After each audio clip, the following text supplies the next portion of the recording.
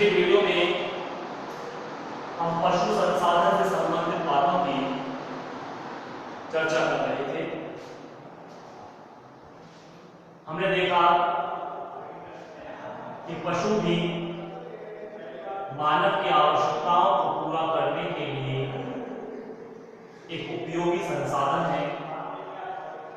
मानव पशुओं से विभिन्न प्रकार की उपयोगी वस्तुएं जैसे दूध, मांस, खाल, बाल, सींग, तमाम तरह की चीजों को प्राप्त करता है और अपनी आवश्यकताओं को पूरा करता है।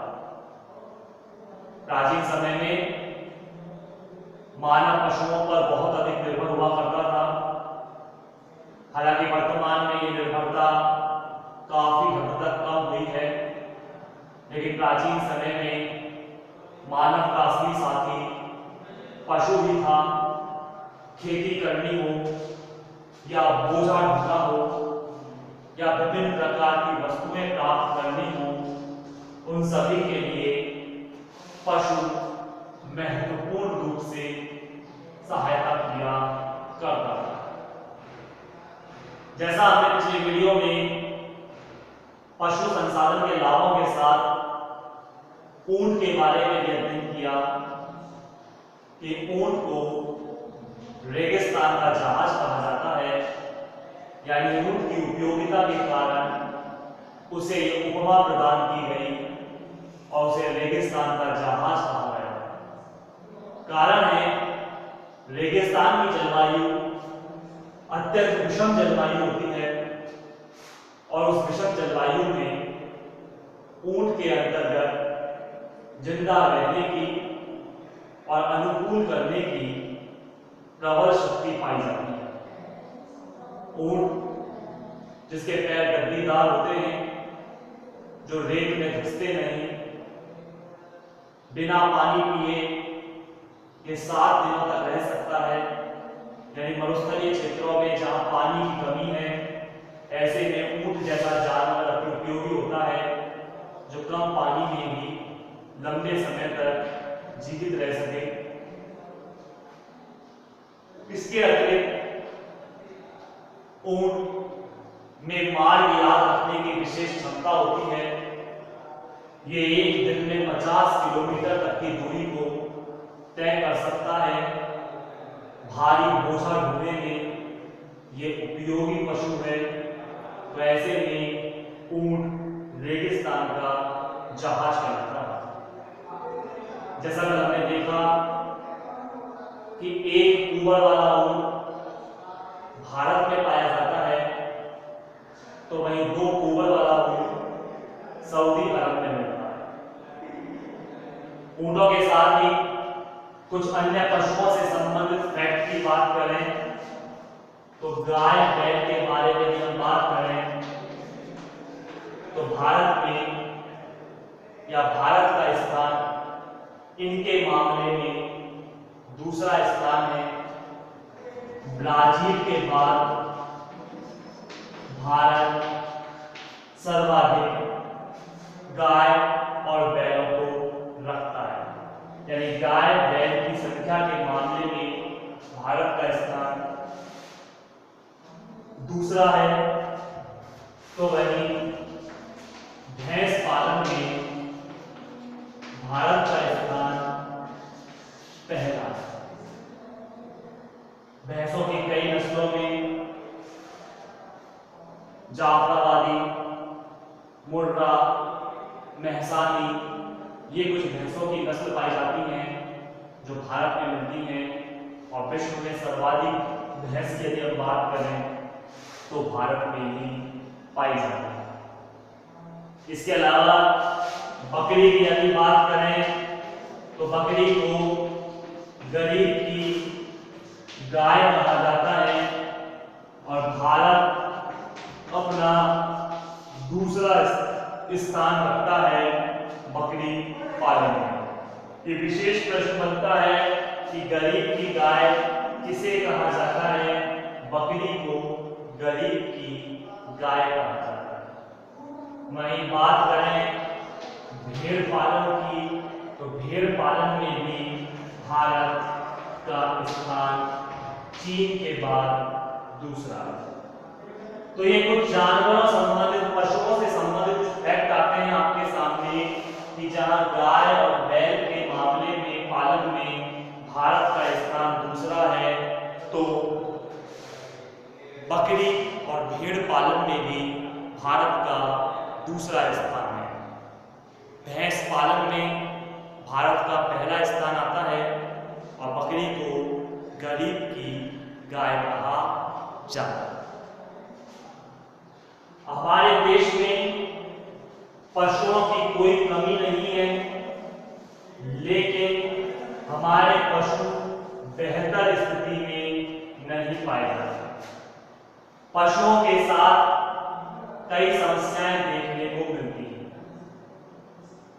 जिसके कारण पशु संसाधन अपना विकास नहीं कर पा रहा। तो आगे वो कौन कौन सी समस्याएं हैं पशु संसाधन के विकास में, जरा आप देखते हैं।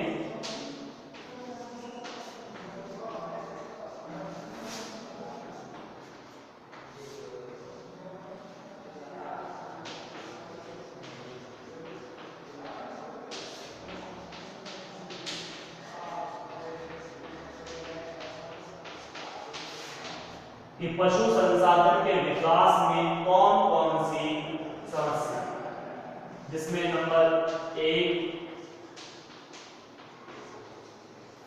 पौष्टिक आहार की कमी।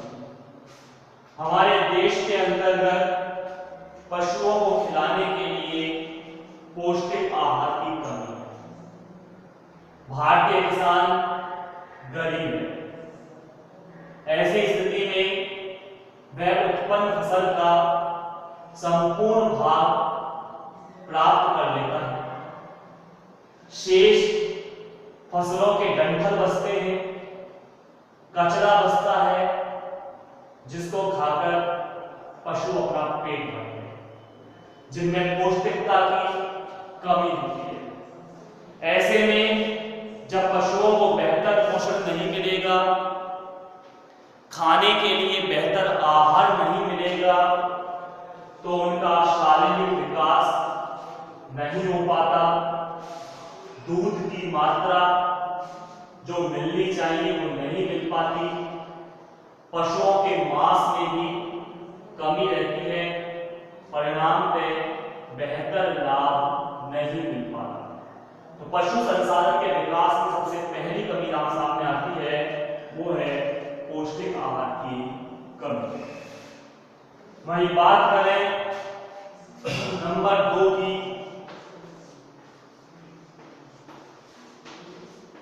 अच्छी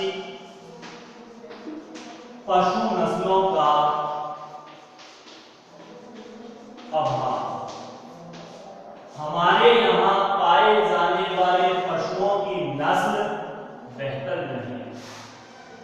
विदेशों में, यूरोपियन क्षेत्रों में, ऑस्ट्रेलिया, न्यूजीलैंड के अंतर्गत यदि हम गायों की ही बात करें तो उन्नत नस्ल की गाय मिलती है, जो एक बार में भारी मात्रा में दूध प्रदान करती है। जबकि हमारे यहाँ पाए जाने वाली गाय 2 लीटर, 3 लीटर, अधिकतम 5 लीटर दूध प्रदान करती है। जबकि ऑस्ट्रेलिया, न्यूजीलैंड के अंतर्गत पाई जाने वाली गाय एक बार में 20-20 लीटर दूध प्रदान करती है। कारण है उनकी नस्ल बेहतर है। हालांकि हमारे देश में भी हरियाणा किस्म की जो गायें हैं, हरियाणा नस्ल की जो गायें हैं, वो काफी मात्रा में दूध देती हैं। राठी नस्ल की गाय भी काफी मात्रा में दूध देती है। लेकिन फिर भी अगर औसतन देखा जाए तो हमारे देश में पशुओं की बेहतर नस्लें नहीं मिलती, जिसके कारण भी उनका पूरी तरह से विकास नहीं होता। प्रजनन के समय किसान या पशुपालक किसी भी नस्ल के पशु से क्रॉस करवा देता है, जिससे होने वाली नस्ल यानी संतानें बेहतर नहीं हो पाती। आवश्यकता है कृत्रिम गर्भाधान को बढ़ावा दिया जाए ताकि जैसी नस्लें हम पाना चाहते हैं ऐसी नवीन संतति, ऐसी नवीन नस्ल का जन्म हो सके। तो वो बात बाद में ही क्या उपाय करने चाहिए, लेकिन अभी अच्छी पशु नस्लों का अभाव है। वहीं भी पशुओं को विभिन्न प्रकार की बीमारियां घेर लेती हैं, जिससे भी पशुओं का पूरी तरह विकास नहीं हो पाता। खुरपका, मुंह पका जैसी कुछ बीमारियां जिससे पशुओं के खुर पक जाते हैं, मुंह पक जाता है, गलघोटू बीमारियां हो जाती हैं जिससे पशु भोजन करने में असमर्थ हो जाता है। धीरे धीरे उसका शरीर कमजोर होता चला जाता है और अंततः उसकी मृत्यु हो जाती है। तो पशुओं को कई प्रकार की बीमारियां घेर लेती हैं जिनका समय पर इलाज नहीं होता। बीमारी भयंकर रूप ले लेती है और पशुओं की असमय ही मृत्यु हो जाती है। इसी के साथ यदि हम बात करें अगली समस्याओं की, तो पशुपालकों की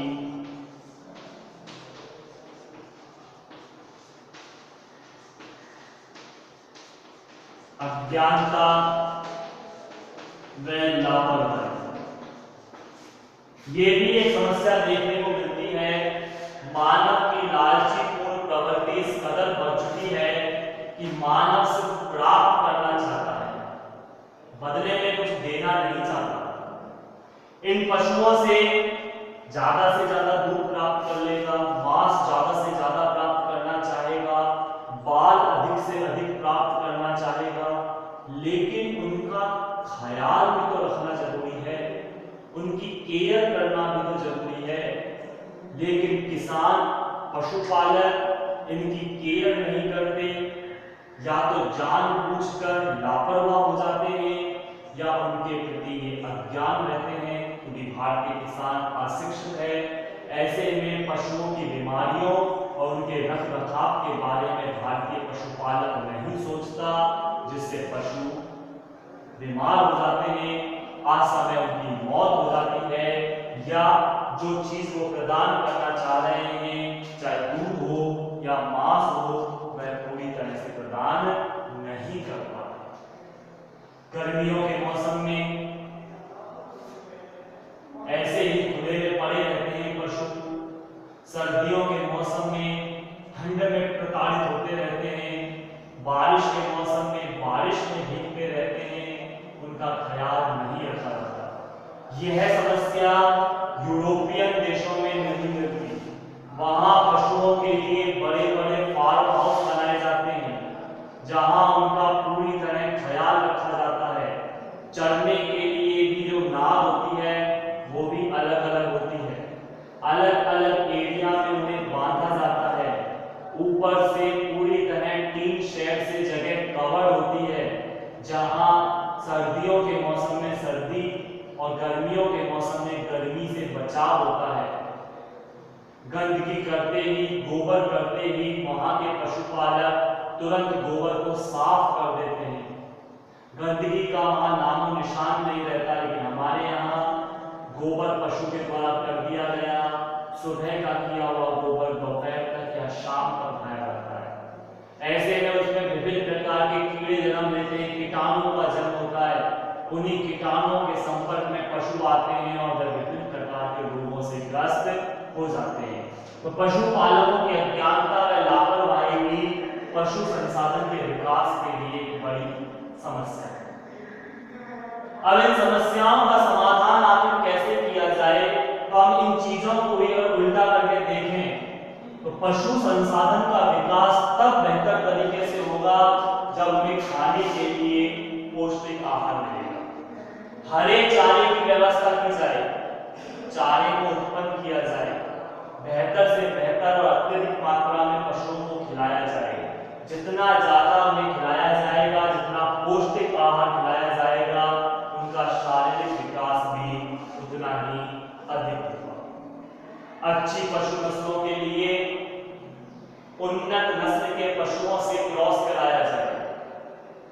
जो पशु उन्नत नस्ल के नहीं हैं उन्हें क्रॉस करने से रोका जाए। ऐसे में अच्छी नस्ल के पशुओं का जन्म होगा, नवीन संतति जन्म होगी और नवीन नस्ल में विकास आएगा। वहीं पशुओं की बीमारियों का भी ख्याल रखा जाए। पशु के बीमार होते ही उन्हें तुरंत दवाइयां उपलब्ध कराई जाए, उनका पूरी तरह से ख्याल रखा जाए। साथ ही पशुपालकों को भी शिक्षित होना जरूरी है। लापरवाही तरीके को छोड़ा जाए। पशुओं को पूरी तरह से डेडिकेटेड होकर, समर्पित होकर उनकी आवश्यकताओं का ध्यान रखा जाए। जब ये तमाम बातें हमारे साथ पूरी होंगी, जब हम पशुओं का पूरी तरह से ध्यान रखेंगे, तो इसका लाभ लौटकर हमारे पास ही आएगा। तो पशुओं को भी ध्यान देने की आवश्यकता है, उनका ख्याल रखने की आवश्यकता है। जितना बेहतर ख्याल रखा जाएगा, एक पशु उतना ही बेहतर संसाधन बनकर उभरकर सामने आएगा। तो आज हमने पशु से संबंधित कुछ बातों की चर्चा की। शेष बातें आगामी वीडियो में करेंगे। तब तक के लिए धन्यवाद।